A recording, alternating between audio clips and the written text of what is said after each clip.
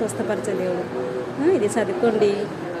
మీరు చిన్న ప్రార్థన చేసుకోవాలంటే, యేసయ్య మీకేమవుతాడు, మీ భర్త కదా, యేసయ్య మా పాపాలు క్షమించండి, బాగు చేయండి అని 2 మాటలే.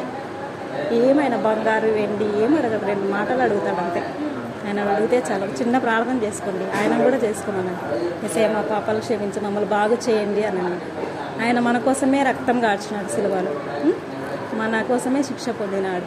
ఆ దెబ్బలతోనే మనకు స్వస్థతనిస్తాడు దేవుడు. సరేనా? ఇప్పుడు ఆపద వచ్చింది కాబట్టి అడిగితే తప్పేమి, ఆపదలో ఉన్నాం తప్పేమి, అడిగితే తప్పేం కాదు, పాపమేం కూడా కాదు. 2 మాటలు చెప్పండి. సరేనా?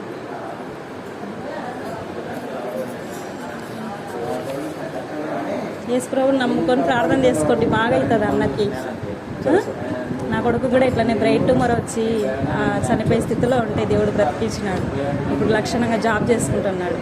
కాబట్టి అందుకే చెప్పనీకి వస్తుంటా. మీరు కూడా యేసయ్య బాగు చేయమని అడగండి, బాగు చేస్తాం. సరేమ్మా?